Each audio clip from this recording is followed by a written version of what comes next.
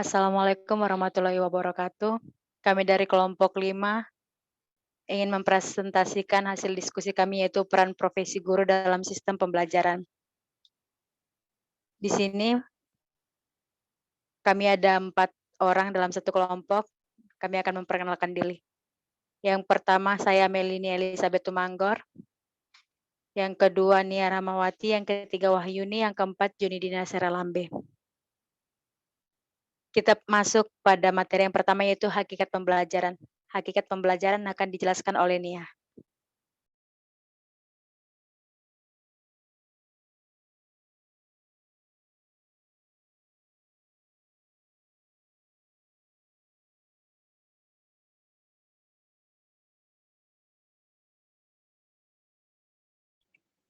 Assalamualaikum warahmatullahi wabarakatuh. Pembelajaran. Hakikat pembelajaran dan sumber belajar pada suatu lingkungan. Pembelajaran merupakan bantuan yang diberikan pendidik agar dapat terjadi pada proses memperoleh ilmu dengan pengetahuan, pengusahaan, kemahiran, dan tabiat. Dengan kata lain, pembelajaran adalah proses untuk membantu peserta didik agar dapat belajar dengan baik. Nah, komponen-komponen pembelajaran. A. Tujuan pembelajaran. Tujuan pembelajaran harus berdasarkan kompetensi inti dan kompetensi dasar yang telah ditentukan. Tujuan pembelajaran harus dirumuskan secara kompetensi dan juga secara lengkap. Tujuan pembelajaran harus memenuhi syarat-syarat berikut, yaitu spesifik, yang artinya tidak mengandung penafsiran, tidak menimbulkan penafsiran ganda. Operasional artinya mengandung suatu perilaku yang dapat diukur untuk memudahkan penyusun alat evaluasi. Yang kedua, materi pembelajaran. Materi pembelajaran pada dasarnya merupakan isi dari kurikulum, yakni pelajaran atau bidang studi dengan topik, subtopik, dan rincian kurikulum. Bidang studi yang bersangkutan. Pembelajaran akan dikembangkan dalam sistem pembelajaran yang mendasari penentuan strategis pembelajaran, yaitu kriteria tujuan pembelajaran, materi pembelajaran supaya terjabar, relevan dengan kebutuhan peserta didik, konsensuasi, dengan kondisi masyarakat. Materi memiliki pelajar mengandung segi-segi etik. Materi pembelajaran tersusun dalam ruang lingkup dan unsur yang sistematis dan logis. Materi pembelajaran bersumber dari buku sumber yang baku. Metode pembelajaran. Metode pembelajaran merupakan cara melakukan atau menyajikan,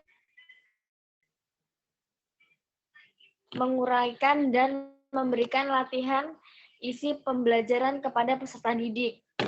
Media pembelajaran. Rudi Susila dan Cepi Riana mengklasifikasi pengguna media pembelajaran berdasarkan tempat penggunaannya, yaitu penggunaan media sosial di kelas dan penggunaan media di luar kelas. Penggunaan media di luar kelas dapat dibedakan menjadi dua kelompok utama, yaitu pengguna media tidak terprogram dan pengguna media secara terprogram. Evaluasi pembelajaran. Salah satu evaluasi pembelajaran adalah untuk mendapatkan data pembuktian yang akan mengukur sampai di mana tingkat kemampuan dan pemahaman peserta didik dalam mencapai tujuan pembelajaran. F. Peserta didik. Peserta didik merupakan salah satu komponen inti dari pelajaran, karena inti dari proses pembelajaran adalah kegiatan belajar peserta didik dalam mencapai tujuannya. Pendidik atau guru. Secara umum, tugas guru adalah sebagai fasilitator, bertugas mencapai situasi dan memungkinkan terjadinya proses belajar pada diri peserta didik. Menurut yang terakhir yaitu lingkungan tempat belajar. Lingkungan tempat belajar adalah segala situasi yang ada di sekitar peserta didik saat proses pembelajaran terjadi. Jadi lingkungan fisik tempat belajar adalah segala sesuatu dalam bentuk fisik yang ada di sekitar. Sekian dari saya hakikat pembelajaran. Saya kembalikan ke moderator.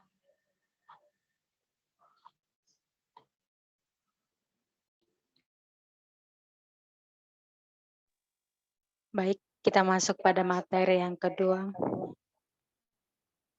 yaitu peran guru dalam sistem pembelajaran.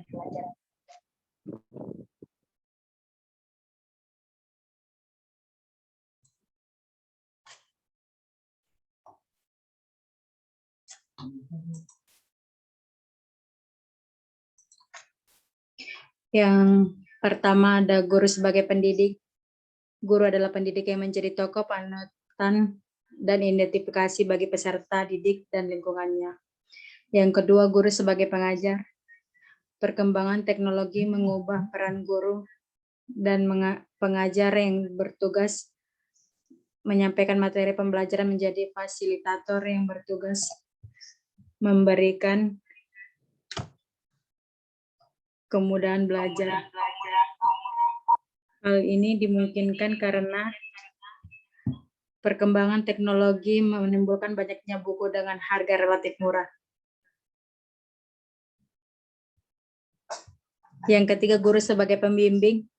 Sebagai pembimbing, guru memiliki berbagai hak dan tanggung jawab dalam setiap pembelajaran yang direncanakan dan dilaksanakannya. Yang keempat, guru sebagai pelatih. Proses pendidikan dan pelatihan memerlukan latihan keterampilan baik intelektual maupun motorik sehingga menuntut guru untuk bertindak sebagai pelatih. Yang kelima, guru sebagai penasehat. Guru adalah seorang penasihat terbaik bagi peserta didik, bahkan bagi orang tua meskipun mereka tidak memiliki latihan khusus sebagai penasehat dan dalam beberapa hal tidak dapat berharap untuk menasihati orang. Yang keenam, guru sebagai model dan teladan. Guru merupakan model atau teladan bagi peserta didik dan semua orang yang menganggap dia sebagai guru. Yang ketujuh, guru sebagai konservator atau pemelihara. Guru bertugas memelihara sistem nilai yang merupakan sumber norma kedewasaan dalam sistem pembelajaran. Guru merupakan figur bagi peserta didik dalam memelihara sistem nilai. Yang kedelapan, guru sebagai transmitter atau penerus sistem-sistem nilai. Guru selayaknya meneruskan sistem-sistem nilai tersebut kepada peserta didik. Dengan demikian, sistem nilai tersebut dimungkinkan akan diwariskan kepada peserta didik sebagai generasi yang akan melanjutkan sistem nilai tersebut. Yang kesembilan, guru sebagai transformator atau penerjemah sistem-sistem nilai. Guru bertugas menerjemah sistem-sistem nilai tersebut melalui penjelmaan dalam pribadi dan perilakunya. Yang kesepuluh, guru sebagai perencana atau planner. Guru bertugas mempersiapkan apa yang akan dilakukan dalam proses pembelajaran. Yang ke-11, guru sebagai manajer proses pembelajaran. Guru bertugas mengelola proses operasional pembelajaran, mulai dari mempersiapkan, mengorganisasikan, melaksanakan, dan mengevaluasi proses pembelajaran. Yang ke-12, guru sebagai pemandu atau direktur. Guru bertugas menunjukkan arah dan tujuan pembelajaran kepada peserta didik. Kegiatan ini bukan saja memperjelas arah kegiatan belajar peserta didik, tetapi juga menjadi motivator bagi peserta untuk mencapai tujuan pembelajaran yang telah dirancang, baik oleh guru maupun dirancang bersama anak didik. Yang ke-13, guru sebagai organisator atau penyelenggara. Guru bertugas mengorganisasikan seluruh kegiatan pembelajaran. Guru bertugas menciptakan situasi, memimpin, merangsang, menggerakkan, dan mengarahkan kegiatan belajar mengajar sesuai dengan rencana. Yang ke-14, guru sebagai komunikator. Guru bertugas mengkomunikasikan murid dengan berbagai sumber belajar. Pekerjaannya antara lain memberikan informasi tentang buku sumber yang digunakan, tempat belajar yang kondusif, bahkan mungkin sampai menginformasikan narasumber lainnya yang ditugasi jika diperlukan. Yang ke-15, guru sebagai fasilitator. Guru bertugas menyediakan kemudahan-kemudahan belajar bagi peserta didik, seperti memberikan informasi tentang cara belajar yang efektif, menyediakan buku sumber yang cocok, memberikan sumbangan pemikiran dan pemecahan masalah dan pengembangan diri peserta didik. Yang ke-16, guru sebagai motivator. Guru bertugas memberikan dorongan belajar sehingga muncul hasrat yang tinggi untuk belajar secara intrinsik. Yang ke-17, guru sebagai penilai atau evaluator. Tidak ada pembelajaran tanpa penilaian, karena penilaian merupakan proses menetapkan kualitas hasil belajar atau proses untuk menentukan tingkat pencapaian tujuan pembelajaran oleh peserta didik. Guru bertugas mengidentifikasi, mengumpulkan, menganalisa, menafsirkan data yang valid, reliabel, dan objektif, dan akhirnya harus memberikan pertimbangan atas tingkat keberhasilan pembelajaran tersebut berdasarkan kriteria yang ditetapkan, baik mengenal program, proses, maupun hasil atau produk. Yang selanjutnya kita masuk ke materi strategi dalam perencanaan pembelajaran yang akan dijelaskan oleh Saudari Wahyuni. Baik, di sini strategi dalam perencanaan pembelajaran. Perencanaan pembelajaran adalah suatu cara memuaskan untuk membuat kegiatan dapat berjalan dengan baik, disertai dengan berbagai langkah yang antisipatif guna memperkecil kesenjangan yang terjadi sehingga kegiatan tersebut mencapai tujuan yang ditetapkan. Perencanaan pembelajaran yakni mengenai isi pembelajaran yang harus dipelajari peserta didik agar dapat tercapainya tujuan. Tanpa perencanaan, pelaksanaan suatu kegiatan akan mengalami kesulitan dan bahkan kegagalan dalam mencapai tujuan yang diinginkan. Perencanaan pembelajaran karya Abdul Majid mengemukakan beberapa manfaat perencanaan pembelajaran dalam proses belajar mengajar. Yang pertama yaitu sebagai petunjuk arah kegiatan dalam mencapai tujuan. Yang kedua, sebagai pola dasar dalam mengatur tugas dan wewenang bagi setiap unsur yang terlibat dalam kegiatan. Yang ketiga, sebagai pedoman kerja bagi setiap unsur, baik unsur guru maupun unsur murid. Yang keempat, sebagai alat ukur efektif tidaknya suatu pekerjaan sehingga setiap saat diketahui ketetapan dan kelambatan kerja. Yang kelima, untuk bahan penyusunan data agar terjadi keseimbangan kerja. Yang keenam, untuk menghemat waktu, tenaga, alat-alat, dan biaya, dan lain-lainnya. Melihat manfaat yang ada di atas, sangat perlu dilakukan oleh para guru sesuai tujuannya, yaitu agar pelaksanaan pembelajaran berjalan dengan efektif. Yang keempat, strategi dalam pelaksanaan pembelajaran.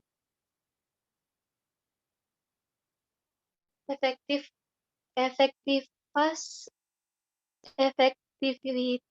dan efisien belajar individu di sekolah sangat bergantung kepada peran guru.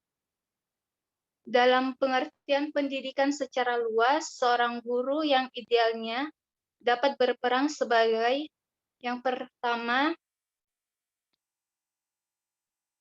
pemelihara sistem nilai yang merupakan sumber norma kedewasaan.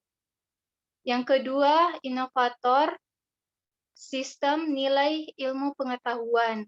Yang ketiga, transmitor atau penerus sistem nilai tersebut kepada peserta didik. Yang keempat, transformator sistem nilai tersebut melalui penjelmaan dalam pribadinya dan perilakunya dalam proses interaksi dengan sasaran didik. Yang kelima, organisator. Terciptanya proses edukatif yang dapat dipertanggungjawabkan baik secara formal maupun secara moral. Sedangkan dalam pengertian pendidikan yang terbatas, peran guru dalam proses pembelajaran peserta didik yang mencakup 1. Guru sebagai perencana yang harus mempersiapkan apa yang akan dilakukan dalam proses mengajar. Yang kedua, guru sebagai pelaksana yang harus dapat menciptakan situasi, memimpin, merangsang, menggerakkan, dan mengarahkan kegiatan belajar. Yang ketiga, guru sebagai penilai yang harus mengumpulkan, menganalisis, menafsirkan, dan akhirnya harus memberikan pertimbangan atas tidak keberhasilan proses pembelajaran berdasarkan kriteria yang ditetapkan, baik maupun aspek keaktifan, proses maupun kualifikasi produknya.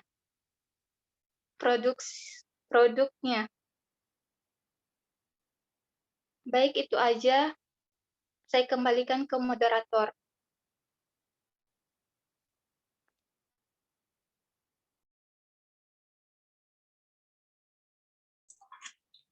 Baik, materi selanjutnya yaitu strategi dalam evaluasi pembelajaran yang akan dijelaskan oleh Nia Ramawati.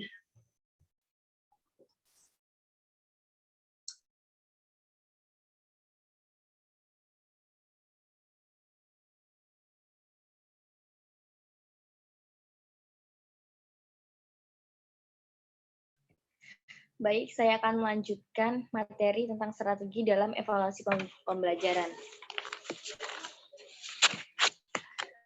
Oke, prinsip evaluasi pembelajaran dibagi menjadi 2 prinsip, yaitu prinsip evaluasi pembelajaran umum dan prinsip khusus evaluasi. Yang pertama, prinsip umum evaluasi, yaitu mencakup tentang yang pertama, valid. Evaluasi pembelajaran harus dapat memberikan informasi yang akurat. Yang kedua, mendidik. Evaluasi pembelajaran harus memberikan sumbangan positif terhadap pencapaian belajar peserta didik. Yang ketiga, berorientasi pada kompetisi. Evaluasi pembelajaran harus diarahkan untuk mencapai potensi yang telah ditentukan. Yang keempat, adil dan objektif. Evaluasi pembelajaran harus adil dan objektif terhadap semua peserta didik. Yang kelima, terbuka. Kriteria dan dasar pengambilan keputusan harus terbuka kepada semua pihak. Yang keenam, berkesinambung. Evaluasi pembelajaran dilakukan secara berencana, bertahap, dan terus-menerus untuk memperoleh perkembangan peserta didik. Yang ketujuh, menyeluruh. Evaluasi harus dilakukan secara menyeluruh, utuh, dan tuntas yang mencakup seluruh aspek kognitif, aspektif, dan psikomotorik dengan menggunakan teknik dan prosedur yang komprehensif dengan berbagai bukti hasil belajar peserta didik.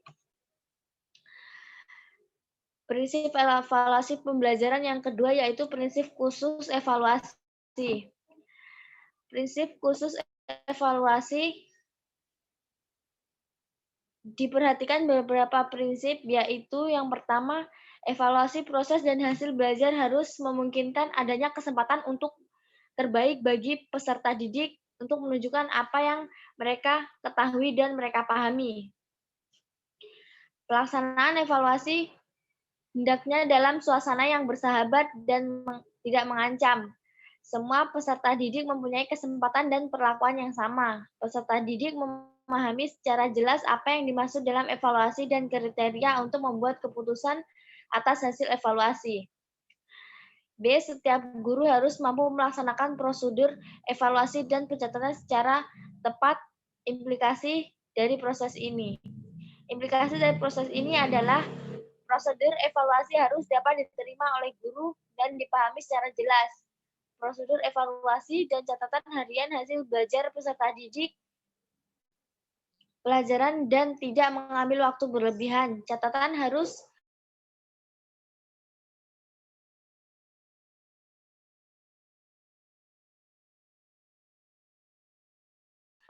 untuk nilai semua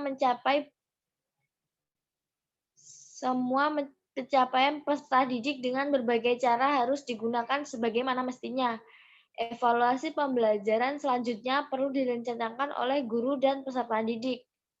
Kualifikasi dan kesultanan bagi harus ditentukan sehingga peserta didik mendapatkan bimbingan dan bantuan oleh pelajar sewajarnya. Hasil evaluasi hendaknya menunjukkan kemajuan dan kelanjutan. Evaluasi semua aspek yang berkaitan dengan pembelajaran. Peningkatan keahlian guru sebagai konsekuensi dari akuisisi pengalaman dan membandingkan mode dan hasil evaluasi. Pelaporan penampilan peserta didik kepada orang tua wali. Prinsip yang harus diperhatikan dalam menyusun tes hasil belajar yaitu tes tersebut hendaknya dapat mengukur secara jelas hasil belajar, mengukur sampai yang komprehensif dari hasil belajar, mencakup bermacam-macam bentuk soal, didesain sesuai dengan kegunaannya.